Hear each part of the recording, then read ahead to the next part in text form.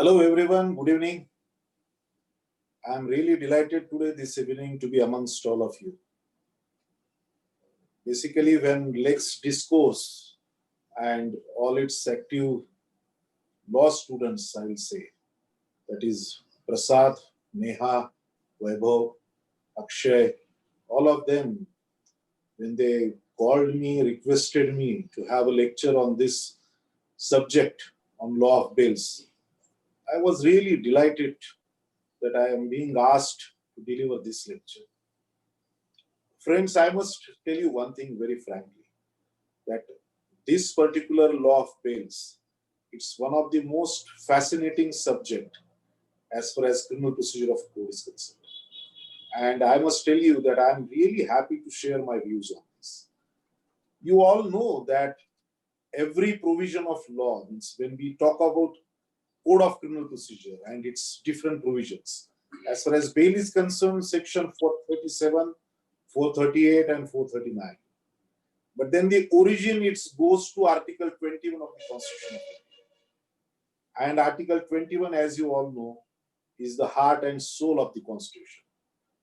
It says in so many words that no person shall be deprived of his life or personal liberty except according to the procedure established by law. And that's very true, because individual freedom and the liberty is a basic element for human existence.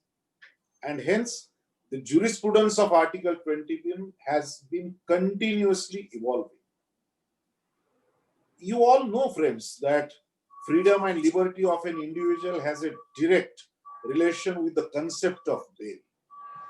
Of course, we are broadly considering today law on bails. I take it this way, that it takes care of pre-arrest protection, that is pre-arrest bail, anticipatory bail, and also the post-arrest bail, that is normally we call it as regular bail. But then this principle of criminal jurisprudence is about the presumption of innocence, because law believes this thing, that even if suppose somebody is being, he is the person who is named in the report, first information report. But then as I said, that this principle of criminal jurisprudence, unless and until the trial takes place, the conviction is recorded, till that time, he is an under trial. And we have to believe in this, that he is an innocent person. Now, there are different considerations. Bail at a primary stage, there are prima facie in nature, whatever things we have to see. The point being that the court has to strike the balance is firstly between the liberty granted and protected under the Constitution. Then secondly, the basic principles of criminal law. And lastly, about the fact that the considerations while dealing with the bail are prima facie in nature. Now that's very important, because all that the parameters, as far as they may change when we consider the regular bail or where the investigation is completed, because there are different stages. Normally we find that the first information report is there. There are many cases that where this accused name is not there in the report at all, but still he has an apprehension in the mind. There are reports, first information reports, where we get that yes, there is a name. But then this particular thing has to be seen in the light of the provision of section 154 of the Code of Criminal Procedure. You all know that this provision is practically an ignition, a button, which tells us that after that only law is set in motion. Because unless and until there is some report, and because of that report the crime is registered, the law will not be set in motion. Now, when the law is set in motion, the investigation starts. When the investigation commences, then only the person who is accused of those charges, he rather apprehends. Either he apprehends his arrest or he is straightway arrested. But then we have fortunately concept of bails in chapter 33 of the Code of Criminal Procedure, where we get section 437, section 438 and section 439. Now, friends, I must tell you very frankly one thing, that in last 32 years of my practice, I could see one thing very clearly, that there are certain landmark judgments. And when we talk about bail, the subject as it is, the famous words of our eminent jurist, one of the most eminent judges of the Honorable the Supreme Court, that is Justice Krishna Iyer, we do remember. And those words are that bail is a rule and jail is an exception. And as you all know, that is being reported in state of Rajasthan versus Balchand's case. But then when we talk about this, we cannot forget another landmark judgment, that is Gurubaksh Singh case. There we get so many things. And you will find that till this date, this Gurubaksh Singh case is very much followed. Then we have now this another good number of cases, reported judgments. That is this Ram Govind Upadhyaya versus Sudarshan Singh, that is in 2002. Then we have this famous Sidram Maitres case, that is in 2011. Then we have this another case of Sumit Mehta versus State of Delhi, that is, I hope, in 2013. And then the recent one, that is the 2020, that is Sushila Agarwal and others, that is against this National NCT of Delhi. But one thing we must understand, that when we are talking about a bail, bail means it is something, a right accrued to the person. He can apply to the court, no doubt it's a right. But whether to grant the bail or not, that's a discretion left with the court. And that is why in anticipatory bail, pre-arrest protection cases, it has been always said that it is an extraordinary privilege. And it is to be exercised in, or rather it is to be granted in exceptional cases. Now, friends, when we are talking about this basic case of 1977, that is this state of Rajasthan versus Balchand, because I am always reminded of, and I have said you regarding Justice Krishna Iyer's words. But then there we find that the basic course which was adopted by the Honorable the Apex Court was to this effect, that it has to be seen whether this system of pecuniary bail has a tradition behind it. It may well be in most cases that we get so many cases, every case is different on facts. But then we have to see, because this basic rule of bail and not jail, except where there are circumstances suggestive of fleeing from the justice, or he is creating some troubles in the shape of repeating of offenses, then of course the court can take care. But otherwise, if suppose there is also an attempt of intimidating the witnesses, or the some of the applicants they have criminal antecedents, then the care can be taken. We of course find in many judgments, and we of course find there are high courts, various high courts throughout our country, and then the Honorable the Apex Court, it says in so many words that sufficient care can be taken by imposing such conditions that ultimately we have the highest regard and respect, of course, for personal liberty and freedom.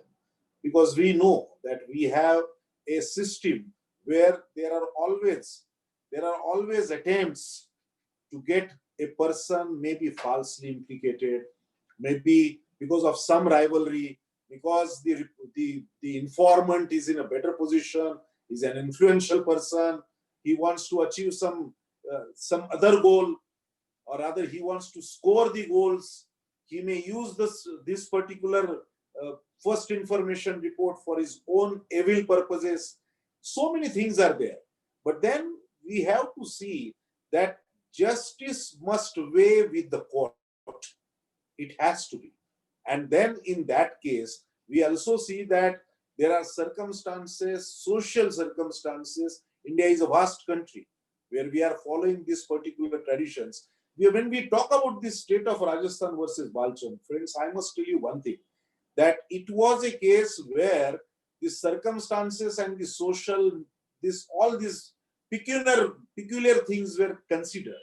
Because when the Honorable the Apex Court was considering this fact, it was very much said that this bail was to be considered with this aspect, that whether it should be given which will last throughout the trial, or which can be said to be, because there are so many things. When we are talking about the pre-arrest protection, sometimes it is said that no, it is not to last till the completion of the trial. But then the court has sufficient powers. It can very well place this particular, the order can be molded. It can be done so that this particular care can be taken. It can be said in various orders we find that the court are saying that no, this order will last up to this particular time. And then of course there are so many things. We have also fortunately the another case of 2001, friends, which I must tell you, that is Ram Govind Upadhyay versus Sudarshan Singh. Now there, the various factors which are to be borne in mind while considering an application for bail are being enumerated. And when we talk about those, I think the first one which strikes to my mind is nothing but whether, because the basic thing which is to be considered while considering bail is whether there is any prima facie or reasonable ground to believe that the accused has committed the crime. Now that's the basic thing. Because if suppose prima facie we feel that no, this accused has not committed, then of course the accused is entitled for bail. Because then again we go back to the origin. Article 21, personal liberty, freedom. Then the nature and gravity of the accusation. Because if suppose the nature is such that it influences the court is finding that yes, the gravity of the accusations is such that this applicant or this accused is not entitled for bail. Number 3, then severity of the punishment in the event of conviction. We know that every whatever offense is there, because normally we find that the accused are, the reports are such that the accused has committed such and such offenses under the Indian Penal Code or under any other special act. But then we have to see that every offense committed has a nexus with the conviction thereof. And so therefore, this particular severity of the punishment is a crucial factor to be always considered. Then danger of the accused absconding or fleeing if released on bail. Now this is also one of the most important things, because that's why you will find, friends, that many times we are dealing with such accused persons who are not resident of the places where the crime is registered. I must tell you from my own experience, I was arguing a matter before the Honorable the High Court, of course, but then the a query was there to me, that if suppose my client, that is the applicant accused, he was residing beyond the state of Maharashtra. He was basically resident of Andhra Pradesh state, but the crime was registered at Aurangabad. But when he applied for anticipatory bail before the learned Court of Sessions, of course it was rejected, and he came before the Honorable High Court. When I was arguing the matter, a query was put to me that whether the Maharashtra, because the Honorable High Court was of course considering this thing, and then whether this order of the Bombay High Court, whether it will help that particular accused beyond the territorial jurisdiction of the Bombay High Court, that is beyond Maharashtra, what we can say. But then the answer is this, that ultimately that thing has to be considered in the light of the fact where the crime is registered. The accused may be resident of any place. He may be resident of maybe other state, but he is to be arrested in relation to a crime which is committed at a place which has its territorial jurisdiction, and then we can say that yes, this particular court has the jurisdiction. So therefore, what is relevant or crucial would be the residence of the registration of the crime and not the residence of the accused. Then we have also the other thing, and therefore this accused, once he is granted bail, it is very much likely to happen that he is going back to his state. He is fleeing away from the justice. But then care can be taken. That's what and then the other thing is the character, the behavior, means the position and standing of the accused. Many times we find that the accused are in such a position that they are influential persons, maybe socially, maybe politically, because of their status, because of their reputation. It can so happen that court may be impressed with this factor, so that no, if suppose this person is released on bail, because one thing, friends, you must also take note of, that when we are considering law of bails, then we are considering law of bails means a bail which can be granted at that particular moment when he is arrested. That is pre-arrest protection, anticipatory bail. But then the other bail, it comes into place when he is arrested. So therefore, that release is from the magisterial custody. Normally, we find that whenever the accused is taken in custody, he is arrested, he is produced before the magistrate. After the police custody remand is over, he is taken in magisterial custody, and then he is entitled for filing an application for bail. So therefore, all these things, this position, character, behavior, all this standing of the accused, everything has to be seen. There are, you will find that many years back we used to say that, sir, no, the accused is a female person, she is a lady. But then this was not for getting the sympathy. This was because basically law has its own, this thing, law gives protection to that class. And so therefore, when we say, when we talk about that thing, it also considers the likelihood of the offense being repeated. That also is an important aspect to be seen. Because if suppose we find that, and it is then related with the antecedent part. If suppose you are arguing a case of the accused and he is involved in so many other cases of similar type, then you can say that he has criminal antecedents. That's why, friends, you know that many a times we are confronted with this query by the court, that court is either asking you as a lawyer for appearing for the accused, or maybe to the public prosecutor, that what about his antecedents? Whether his antecedents are clear. Because that clear antecedents would definitely weigh in the mind of the learned judge. And then that may help you in getting bail order.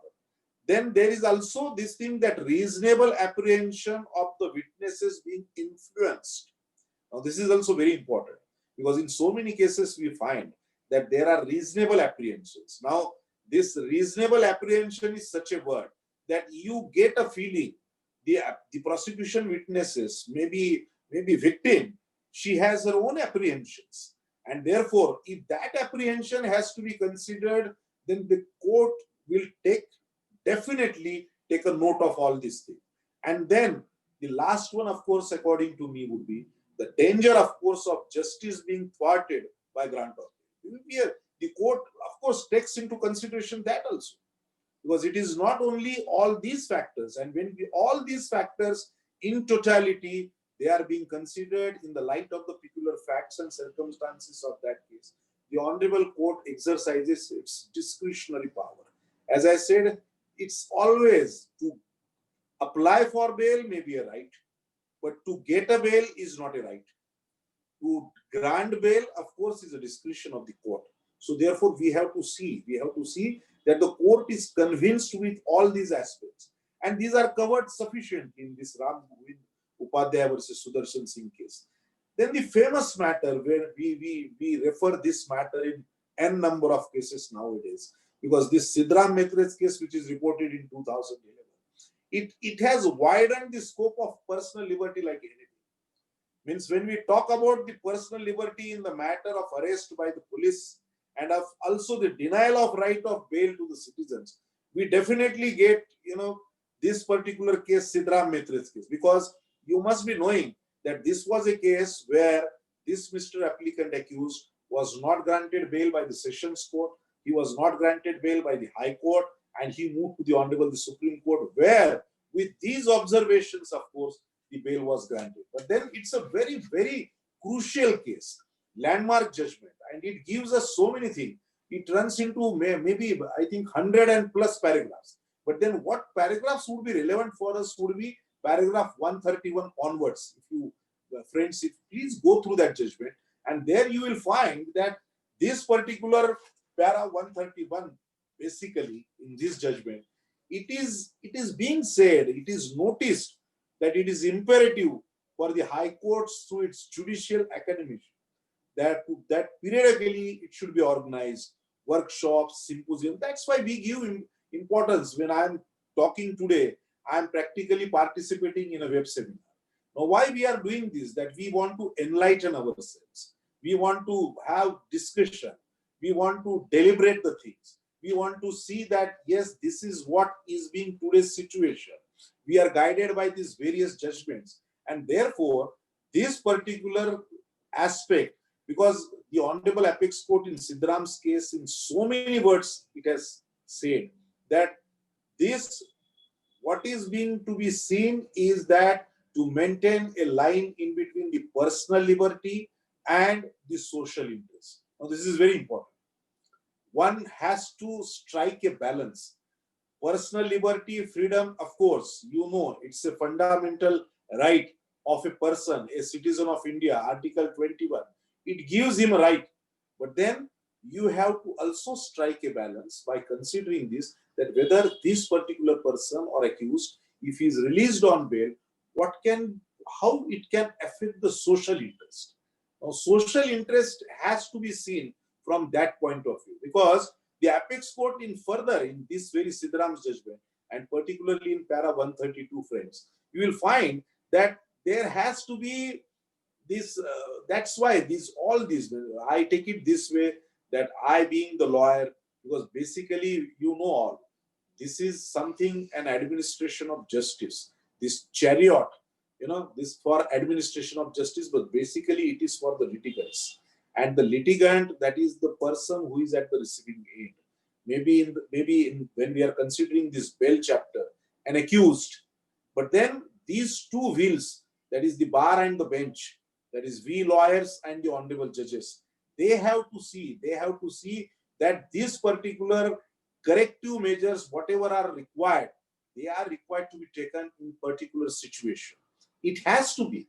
Otherwise, and that is why when I must tell you one thing, that when I was taking a lecture, that time one of my students, he has asked me a very interesting question, that, sir, which is your favorite subject? I said that naturally, when I am a law student, law teacher, practicing for last so many years, so I say that, yes, law is my favorite subject. But then the next query was that, sir, can you say that it's a fascinating subject? Can it be said to be as fascinating as mathematics? I said that, of course, mathematics is a fascinating subject, but then the fact remains that this subject, not because that I am a lawyer or law student, but I feel that this is equally fascinating or maybe more fascinating. Because in mathematics, you get 2 into 2 is equal to 4, maybe 1,000 years back, maybe today, maybe 1,000 years hereafter. But as far as law is concerned, it is always open for interpretation. Whatever provisions are there in this criminal procedure code, this 437 section 438, section 439, all these provisions are there on the statute books since long. But then still, we find every day that there are judgments after judgments pronounced by the Honorable High Court, by the Supreme Court, and we are guided by those judgments. Now, why these judgments are to be taken into consideration? Because this aspect, the Honorable Apex Court and various high courts take into consideration how the society needs to be told by way of these judgments, how law is open for interpretation. Law has to take care of every situation. And therefore, this is being done. It's a great thing to happen. And therefore, there are so many things. There was Sidram's case, this 2011 reported judgment, Sidram Mehtra's case.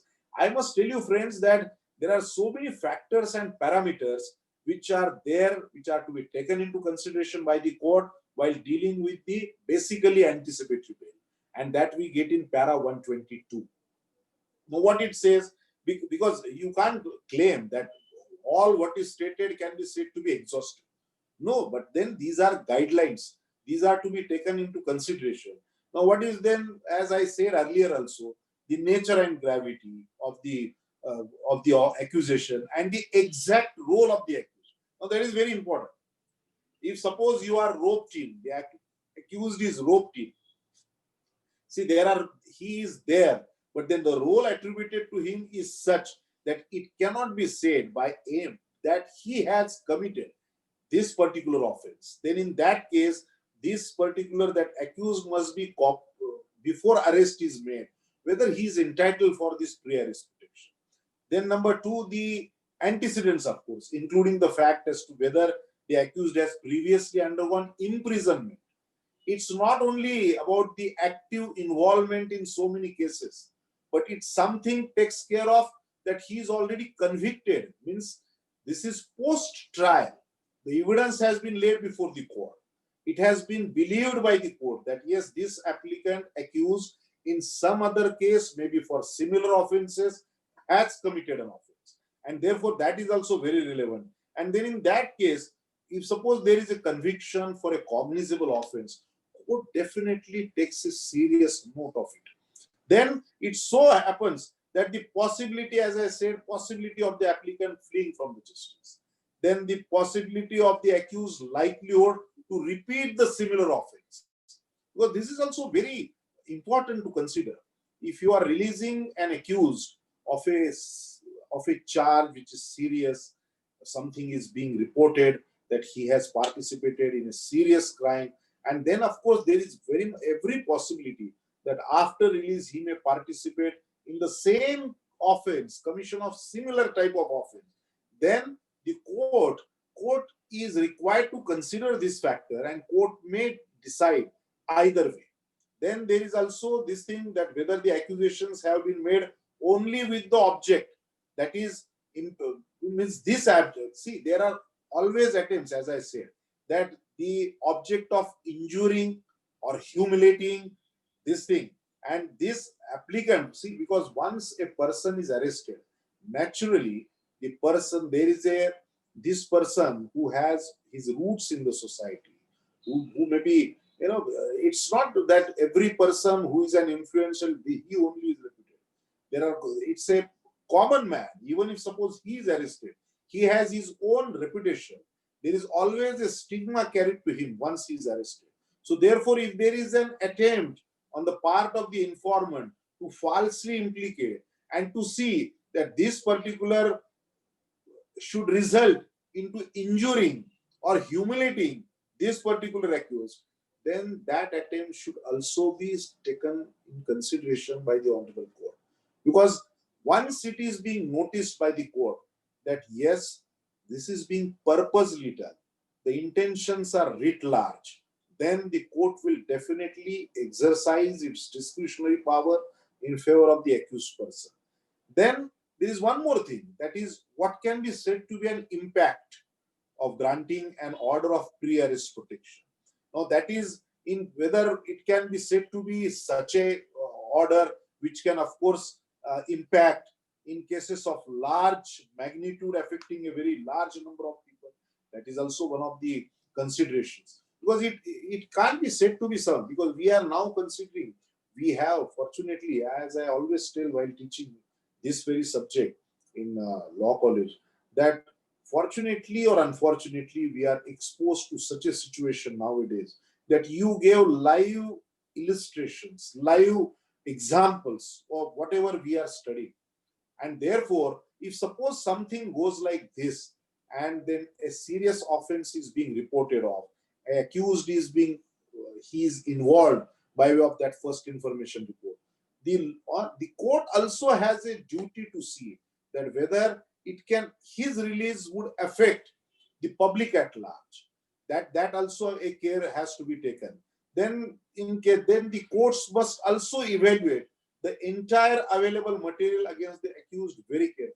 But of course, we are confronted, as far as this part is concerned, sometimes it is being conveyed to the lawyers by the courts that you can't do this because this is not trial. This exercise has to be done after completion of investigation, maybe after submission of the charge sheet, maybe at the time of the trial. But then fact remains that this evaluation is there, has to be there, whatever available material is there. Now, because we know that whenever such applications are being considered, bail applications are considered, maybe in cases of pre-arrest or post-arrest, it is always so that the material is still incomplete. The investigation is still on.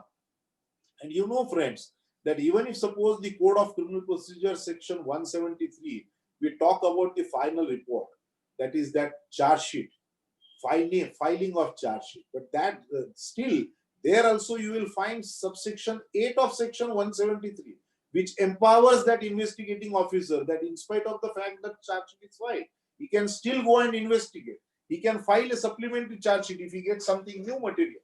So therefore, whatever material is there before the court, it has to be evaluated. This exercise has to be done very carefully. Then the court must also clearly comprehend the exact role of the accused in the case, as I said already. But the cases in which accused is implicated, with of course the aid of section 34, that's also very important. Many times we know that there is a tendency to implicate the accused persons by taking aid of section 34 or maybe section 149 of the Indian Penal Code, because you find that there are so many persons who are being implicated, roped in. But then that time it's a heavy duty shouldered upon the judge, the concerned court, to see that whether that particular applicant or accused has been given a specific role. What role he is being given, that is very crucial to see.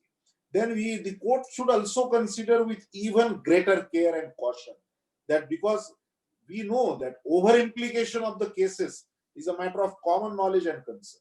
Please consider, as student of law, we come across so many cases where this thing may happen, that this particular, that implication part, it can be said to be intentionally to harass someone, to disrepute someone, to thumb down, to blackmail. There are so many things happening around us. But then the court has to consider this aspect also. Then, while considering the prayer for grant of anticipatory bail, a balance has to be struck, as I said already, between two factors. That is, no prejudice to be caused. That's the most important thing to happen. No prejudice has to be caused to the free, fair, and full investigation, because it cannot be at the cost of that. See, as I always tell my lawyer friends, because we know as students of law, that every accused, when he goes before the court with folded hands, with this prayer that, sir, please exercise your discretionary power and consider my request of pre-arrest or post-arrest bail. But when he is doing that, it has to be considered, he cannot say no to the investigation part. The investigation will go on. You know that whenever we draft that particular application for bail, sometimes, somebody is drafting it in a so mechanical way or stereotyped submissions or grounds that he undertakes to cooperate with the investigation. He undertakes that he will not tamper with the prosecution. But these are not mere undertakings. This has to be read in true letters and spirit also, because the courts are believing you. Courts wants to get assured that when you undertake this, then only this free and fair investigation will take place. Because it is, I always give this example, that if suppose a person, because a person is being charged, he is an accused, but then if suppose he doesn't undertake, then the court may take it otherwise. Because courts always believe that the investigation may lead to a conclusion which may ultimately be in favor of the accused also. We know that section 154, when we talk about, it's a starting point. Law is set in motion. Then thereafter arrest, thereafter the investigation part. But in many cases, we find that there are 169 reports also. So 169 CRPC report means ultimately the investigating agency conveying to the court through its report that, sir, we have investigated, but then there is, for this reason, A, B, C, this case requires to be closed. So therefore, ultimate investigation may result into this also. But then for that, free and fair investigation has to be assured. And that part, friends, therefore, this free and full, and these are three things: free, fair, and full investigation. You can't say that it can be, it has to be half-hearted. No. not at any cost, then this particular fully, and there should be prevention of, but at the same time, the court also has to consider that there should be a prevention of harassment, humiliation, and unjustified detention. See, this is very important. A person who is languishing in custody, maybe in magistrate custody, maybe during trial, or maybe post-trial, but then the considerations are different. This ultimately the court has to take into consideration this, that prevention of harassment has to be there. There is a lot of humiliation to that particular accused person. That has to be avoided. And unjustified detention. When the word is being used by the apex court in Sidram's case, unjustified detention means the detention is not justified at that particular time. And then the accused deserve to be released on bail. Maybe pre-arrest, maybe post-arrest. Then there is one more thing that we have to also consider, that a reasonable apprehension of tampering of the witnesses.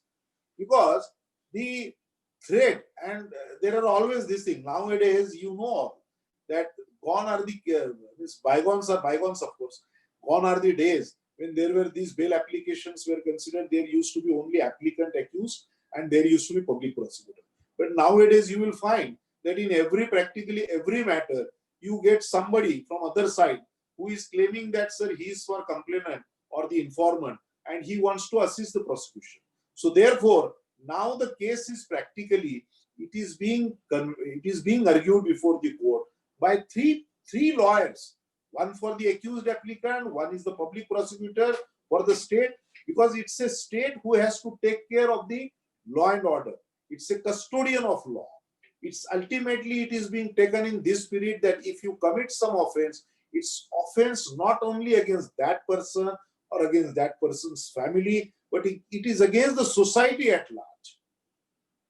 There is a definite purpose. According to me, when you talk about all these procedural aspects and when you want to assure this particular applicant accused that, see, courts will be exercising its discretion while granting bail. When it can happen only when these factors are considered. Because the signal has to be there that if you commit similar type of offense, then you will be faced with this punishment. And that is how the law custodians are taken care of. So therefore, courts are taking care of this situation. We have to also see that there are always frivolous attempts. We know that. In prosecution, there are some attempts which can be said to be frivolous. And then in that case, it is the only element of genuineness that has to be considered. And that is to be considered in a matter of grant of bail.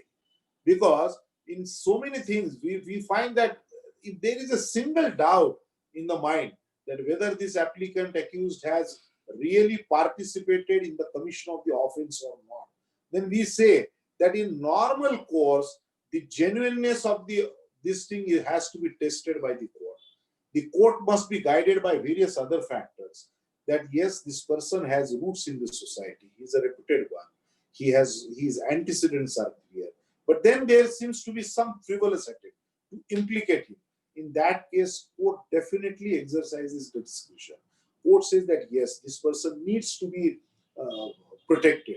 And therefore, if we see all these things, I think Sidram Maitre's case, a landmark judgment of the apex court, it enlightens us in so many ways. Then we have also this other case, that is this after this Sidram Maitre, the other case which we have is about this Sumit Mehta. That case, if suppose we see Sumit Mehta's case, and there it's an interesting thing, Sumit Mehta's case, Sumit Mehta versus State of Delhi, that is reported in 2013. It's a very interesting point cropped up there. The only point for consideration in that appeal before the apex court was whether the condition of depositing an amount of rupees 1 crore that in fixed deposit for anticipatory bail is sustainable in law, and whether such condition is outside the purview of section 430. Now this is very important aspect.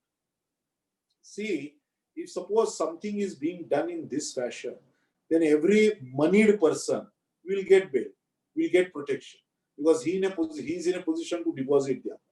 But that's not the case. The courts are considering this aspect very seriously.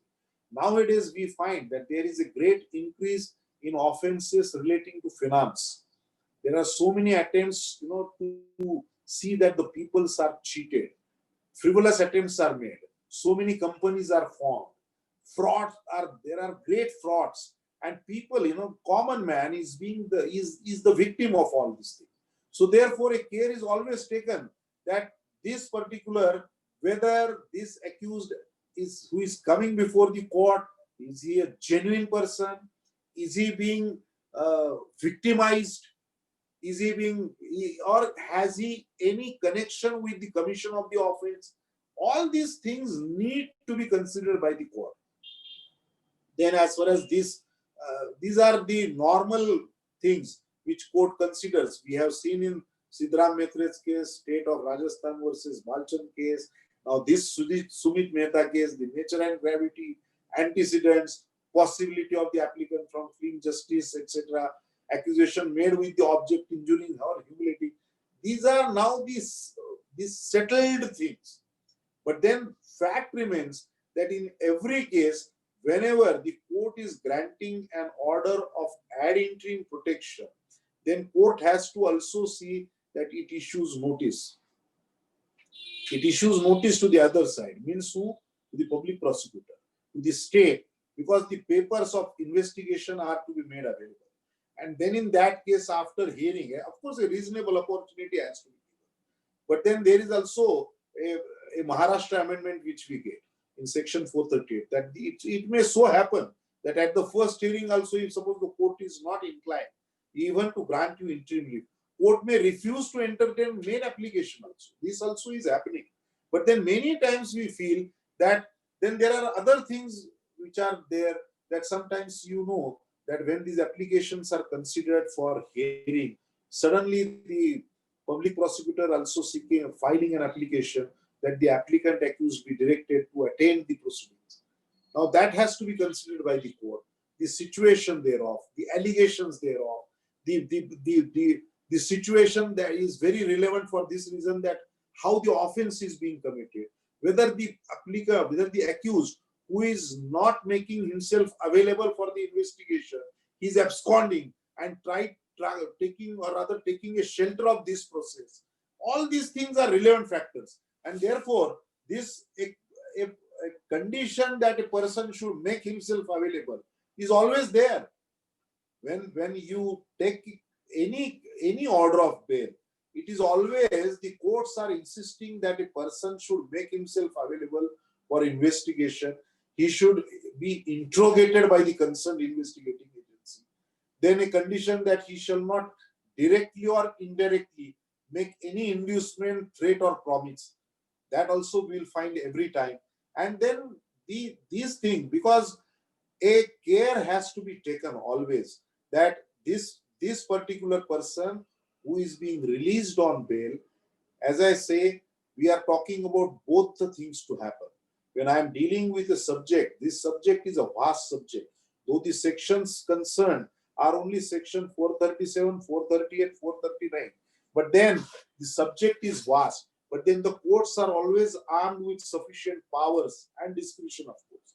Court takes into consideration this thing, that if suppose some person is arrested without any warrant by an officer in charge of a police station, and then in that case, suppose that arrest is made, custody is there, person is accused is approaching to the court of law. In that case, court has to consider various aspects. Whether the person who is arrested, he requires to be seen that no, this prima facie, of course, prima facie, what is the material? Investigation is what stage? This relations in between the parties. Many a times these are very crucial aspects to be seen. Because sometimes we are now considering various cases where we find that the victims are minors, victims are being targeted, victims are being harassed, victims are being pressurized. And therefore the courts are required to take into consideration this aspect also. So friends, all these powers, when I am talking about pre-arrest and post-arrest, But then pre-arrest is important for this reason that a person is already free. His liberty has to be protected. But a person who is behind the bars, and therefore, as I said earlier, that if his detention is unjustified, then in that case, he needs to be released on bail. But any order which we get, because no order can be said to be a blanket order of bail, there has to be always a conditional bail. What conditions we get is this condition. And therefore, but then, friends, you must understand one thing, that when we get this particular word, any condition in the Code of Criminal Procedure, that any condition used in the provision should not be regarded as conferring an absolute power. No, it can't be. This particular power has to be exercised by the court to impose any condition which rather the court chooses to impose. It should be such that it should be a reasonable condition. Otherwise, and then it should be a reasonable condition acceptable in those facts. And if it does not happen, see, many times we find that an order of bail is made, but then the conditions are such that this particular accused is ultimately not released from the custody. Then what? Then in that case, the very order of bail gets frustrated. It's defeated.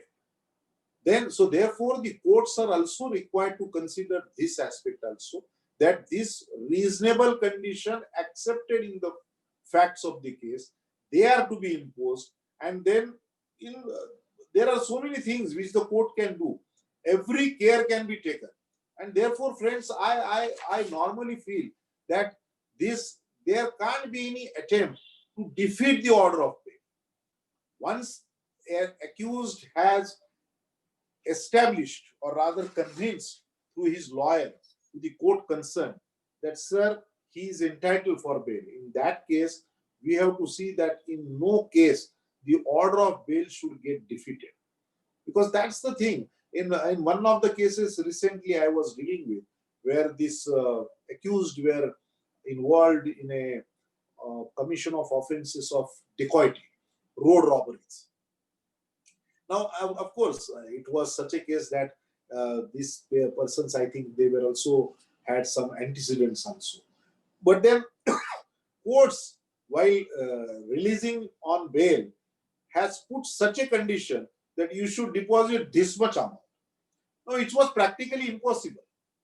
It was practically impossible to deposit that much amount. It can't be. The person was already languishing in jail for so many years. And then in that case, to impose such a, and it happened in the very case which I argued before the Honorable High Court. Of course, it was taken to Honorable Appellate Side. Because Honorable High Court said that no, unless and until you comply with this condition, you deposit maybe 50% of this, whatever is this, no, we will not release you. Because that was the fine amount. Again, see, while convicting the accused, the trial court has imposed a great amount of fine. It was practically an amount which was then the court said that at least deposit 50%, half of the amount, then only you will be released on bail. Now that particular fine amount was in lakhs. So naturally, the accused was not in a position even to deposit any person, even 5% of amount. Leave apart 50%. So in that case, the order of the bail was, it remained on papers. The accused was never released. He could not be released from custody. Though he was armed with an order of bail, he remained in jail. But then the matter was taken to the Honorable Apex Court, and the Honorable Apex Court observed in that very case that no, there can't be such a condition which will defeat the order of bail. We have to see various aspects which are there. And therefore, in that case, there is also one thing which is always being asked in so many matters, as I think at the outset I touched that subject, that whether what can be said to be a life or duration of an anticipatory bail order, whether it can be said to be it is to end normally at the time and stage when the accused is summoned by the court, or when the trial is over, or when the charge is framed, what can be. But then nowadays we find that this anticipatory bail order, pre-arrest protection order, it takes care of that particular accused till the completion of the investigation. Once the charge sheet is filed, normally he has to apply again because he's been summoned, he has to apply for bail. We quite see, many a times we see that it so happens that once he is there, free man, a free person, liberty is being protected by the court while granting pre-arrest protection. Normally after completion, the courts, it doesn't so happen that the courts are rejecting his bail application. Normally he is being protected because he was already a free person, a person who had the liberty. So in that case, but then the courts are not powerless. The courts, they do find that in cases where the courts are passing specific orders, that this order of pre-arrest protection will last till this time, to this extent, and then in that case, it can so happen that after that stage is over, you may also will have to apply again. That will happen. So therefore, this thing, while considering all these aspects of law, I must also tell you one thing, that when we are talking about the other concept, because there are again bails to be obtained in cases when there are convictions. You will find there are appeals against convictions. There are appeal against short-term sentences, long-term sentences. In those appeals also, the applicant accused or the appellant accused, he prays for bail. Many a times it so happens that he comes with the case that he was on bail during trial. So therefore, court considers that situation also. But then when courts are considering this particular aspect, that the sentence which is awarded is life sentence, or there is a sentence of 2 years, then it's a short-term sentence. We have cases, or the apex court guides us on this, that even if suppose it's a case wherein there is 5 years or 7 years, but still in some cases it is regarded as a short-term sentence. In some cases it so happens that the accused he could not get bail even during trial. So therefore, whatever sentence is being awarded, he is there behind the bars. He is for sufficient time. Maybe in sometimes we see that whatever sentence is awarded to him, he has already undergone half of the sentence. Then we go with this, that he should be released on bail. But of course, that is again the discretion of the court. Court considers every aspect of the matter, and court considers this. So therefore, as I said at the outset, it is something extraordinary to happen. Bail is not a matter of right. It's a right accrued to the accused to apply, but it's always a discretion of the court to grant. And that discretion has to be, as we know always as a student of law, that discretion has to be exercised judiciously. And that is how we believe in this system, that yes, law is taking care of every situation in a sense, that even if suppose somebody who is convicted, we find in so many cases, it's not a straitjacket formula that in this case you will get bail, in this case you will not get bail, in this case when you are under trial and when you are now convicted but you are not on bail, so therefore in appeal you will not get bail. No, it's not something like straitjacket formula. There are cases after cases which we know that even if suppose a person accused, he is facing the trial, but he doesn't get bail at all.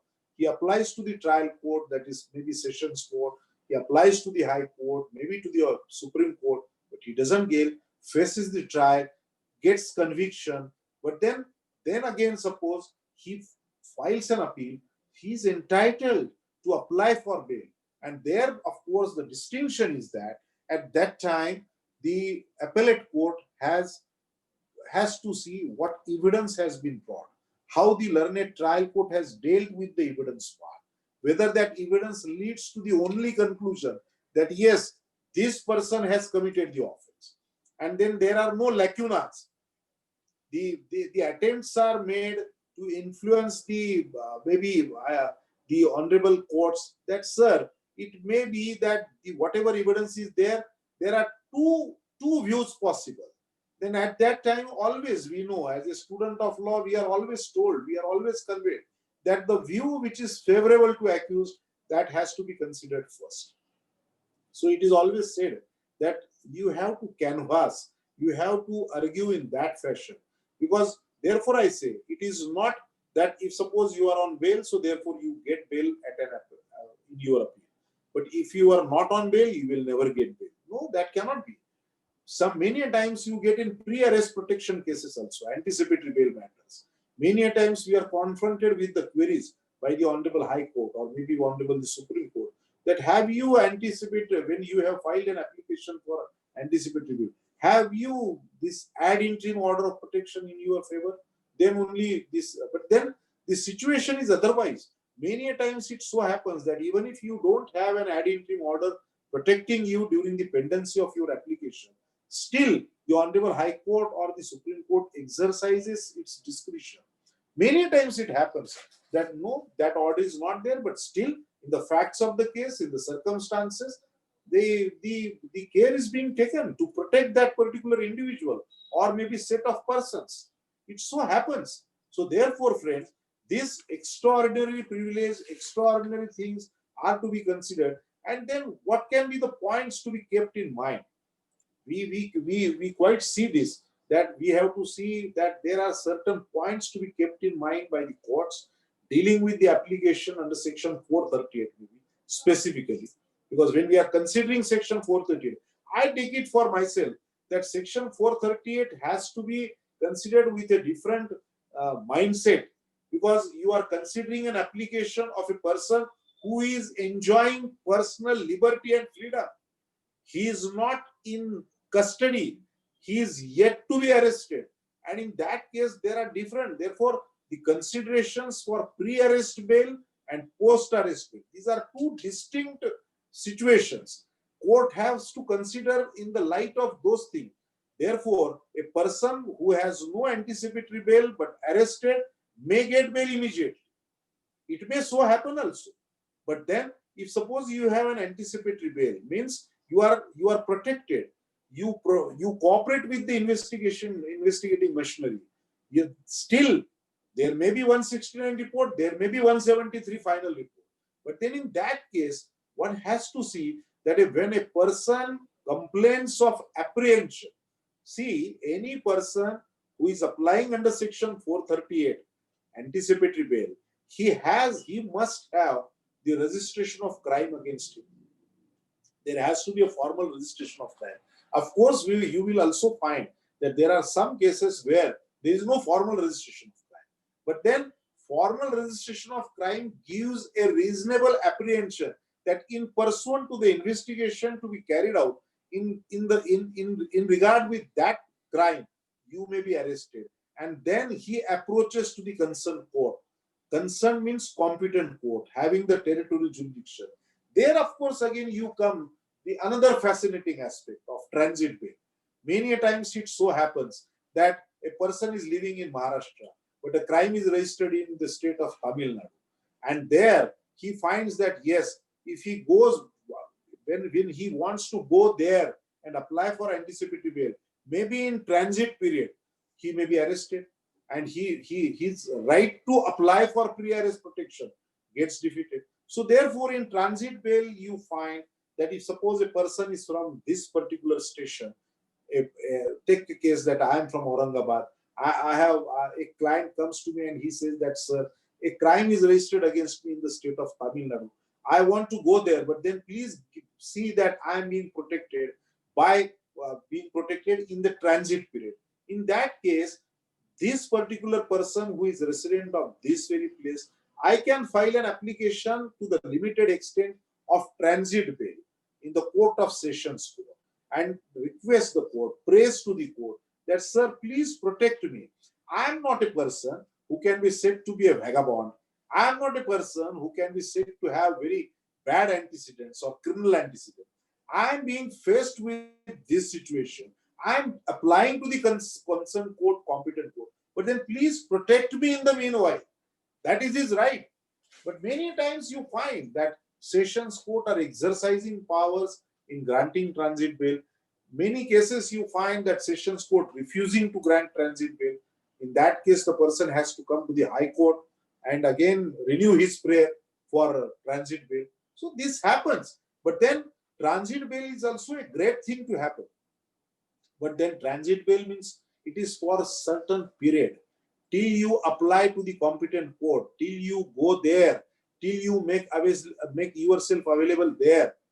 If you don't go, if you don't apply at all, the transit bail may not be something which is a blanket order, which can take care of every situation. No, it can't be. So therefore, this aspect of the matter also has to be considered. There are many a times we know that the first information reports are vague, general allegations. There are no specific role is attributed. In that case, the accused needs to be protected. Then, depending on the seriousness of the threat of arrest, the court should issue notice to the public prosecutor. Because unless and until the public prosecutor is heard, he is being given notice of, the investigating officer submits his investigation papers, the courts will be in a better position to deal with that particular case. Because as you know, that every case is different on facts. Every case is different on facts. So therefore, that has to be taken care of. Then nothing in the section of 438 CRPC, it compels or obliges the court to impose condition of limiting relief in terms of time. This is also very important, because if suppose filing of report, recording of statement, all these things go, 154, as I say, once there is a report, investigation, then there are statements of the witnesses, 164. So many times now you feel that there are statements recorded before the court. In so many cases now we are finding that. But then ultimately all this investigation, it depends upon case wise. Every case is different. Every fact is different. No case can be equated. And therefore what we are finding, when I have given you these different cases, these landmark judgments, we are ultimately considering the ratio laid down. The cases are different, the facts are different, but we are considering the ratio which is being laid down by the apex court or maybe high courts. And that is very relevant for us. That is the guiding factor. So therefore, these courts are generally guided by the considerations such as the nature and gravity of the offences, as I said already, the role attributed, the facts of the case, whether, and the courts are always are having this discretion whether to grant the bail or not to grant, or rather refuse the bail. That can happen. So therefore, this is always depending upon the conduct and behavior of the accused also. And therefore, this order can take care of a person that yes, this can happen. So there are various things. It's I must tell you, means my free and frank opinion is this, that this particular law of bails, when we are considering pre-arrest, post-arrest, various aspects, fascinating subject, it can't be restricted. Though I am told that yes, you have to be, but I am being given some time to tell you all. But then these things, I think these are guiding factors, these landmark judgments, and we can at least, we may come to know that yes, these are the various aspects which can be considered. So friends, it's a great time with all of you. I have this privilege of Lex Discourse, and because of that I am amongst you all. I can deliberate with you, and of course now the most important to happen. Thank you. Thanks a lot. Thank you so much, sir. Sir, we have certain questions for you from the attendees. Mhm. The first question that one of our attendees is, while exercising discretion, what, in your opinion, should weigh more, the liberty of the accused or the sense of justice for the victim? I think when we talk about we have, as I say, I think the liberty of the accused, because liberty and freedom, we get from Article 21 of the Constitution. It has the highest regard. Origin is there. See, justice is to be done, but then at the same time, the highest regard, because we are living in a country where the personal liberty, freedom has been given the highest regard. So therefore, according to me, personal liberty has to be given highest respect. So the next question is, what should be the consideration while considering bails in view of corona pandemic? Very interesting question. Nowadays, we find that this particular pandemic situation is worst thing to happen. We all are suffering. World is suffering, and in that case, I think whatever apex court in its judgment has laid down, and because of that, this high power committee has conducted certain meetings, issued certain guidelines, and in view of those guidelines, if suppose certain set of accused persons are being released, because see, nothing can be at the cost of life of a person. Please try to understand this. You are punishing a person. You are person is being arrested. Maybe he is yet to face the trial. Maybe it's a case of post conviction. But then this person has to undergo this during his lifetime, provided he lives. And ultimately, what is important, what is most precious thing? Most precious thing is life. If the person is not there, if the person is no more, how he will undergo the sentence? So therefore, pandemic situation is the most exceptional thing which is to happen. And therefore, according to me, it's a situation where the courts must consider, courts are considering this situation where courts are granting bail. Yes, and that is very true. It can be a temporary bail for a specific period. The persons can come back. They can be compelled to come back because ultimately it's a temporary bail.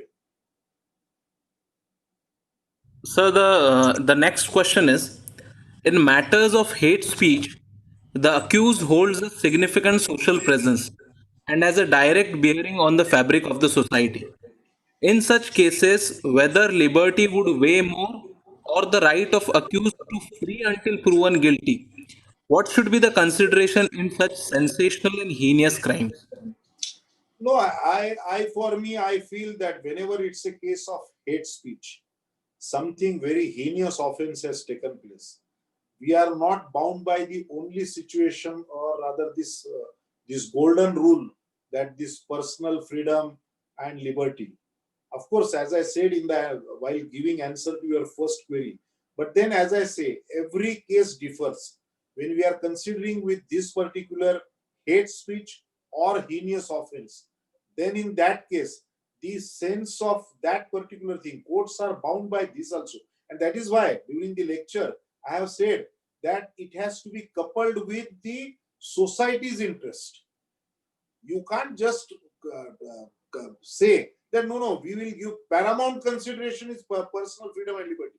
Yes, it is there. Article 21 is there, but at the same time, it is coupled with society's interest. Yes, sir. So the next question is, can a bail order be reviewed? So it can't be reviewed. It can't be Okay. reviewed. So the next question See, is, there is one more thing. I must tell you one thing at this point of time. See, a power of review is there in civil procedure court. You don't get a power of review in criminal procedure court. You all must be knowing there is a reported judgment of the Honorable Apex Court of Adalat Prasad. So once there is no provision in criminal law that you can review, there is no question of review of bail. Because if suppose once review of bail provision would have been there, it will be practically opening of floodgates. Any person who is not getting bail, he will be definitely aggrieved, and he will be again reviewing that particular his prayer bail. So that's not possible, and that's not there in criminal procedure. You can only pray for bail maybe in different set of circumstances, change in circumstances, or going before the superior court. yes, sir. So the next question is, what are the essential elements and ingredients while drafting bail applications? See, I think the when you draft a bail application, it should be crystal clear to the honorable court that what are the facts, how this accused person, because ultimately you are praying for bail. So you have to set out such grounds, you have to formulate such grounds, which by reading also, the court may start thinking of exercising its discretion. And that is why drafting is very important. I know the importance of the argument. No doubt, presentation argument is a skill. But then how do you draft it? That is also equally important. And the best point for drafting is that you must always, but then you are to be fair with the court. You can't suppress anything. Maybe it so happens that if you suppress in your draft, in your when you are drafting that application, that you have no clear antecedents, then the public prosecutor will point it out. The other person who is assisting the prosecution, that is for informant, he may point it out. So therefore, you must be fair, you must be candid, you must crystallize the facts, you must know how your applicant is situated. All these things are to be taken care of. So the next question is, does the discretion so far as bail is concerned Yeah, has any kind of ill effect on imparting justice? it should not be. It should not be. But then many a times the experience is otherwise, I must say. So there is one case specific question, but it is Yeah. related to bail. Remedy in case when nobody is ready to be a surety. Hmm. What is the remedy when nobody is ready to be a surety? Then in that case, if suppose nobody is, then he has to apply back to that court, and he should convey to the court that, sir, because it so happens that if suppose a crime is registered against a fellow who is not resident of this place, he may be from other state, nobody is giving surety, nobody is there, but then he may apply to the court, he may say that, sir, I will give cash surety, Yes, sir. and court can grant. In so many cases we find that court will say, okay, deposit so and so amount of cash, and court will release you. Sir, there are many more questions, but due to paucity of time, we Of can't take course, I quite see that. one last question, which is very interesting. The Yes, question is, what would you love to argue most? Second appeal or bails? of course, bills. Okay, sir. Thank you so much, sir. Thank you. Thanks a So lot. before I proceed to the vote of thanks, there is a Yes, small announcement for all the attendees. Our yes. next webinar is scheduled on 13 June at 11 a.m. The Okay, speaker of the webinar is Senior Advocate VD Sabkar. He will be addressing us on the topic of investigation mechanism under CRPC. Sir, we are extremely honored and grateful to have you on this platform of Lex Discourse. Sir, you have accepted our request, and in spite of your busy schedule, you have agreed to come on this platform. You have always inspired us as an advocate and as a teacher. And we extend our sincere thanks on behalf of Lex Discourse team. I also thank all the attendees on behalf of Team Lex Discourse for participating in this webinar. Thank you so much. Take care, stay home, stay safe. yeah, thank you. Thanks a lot. It's my pleasure.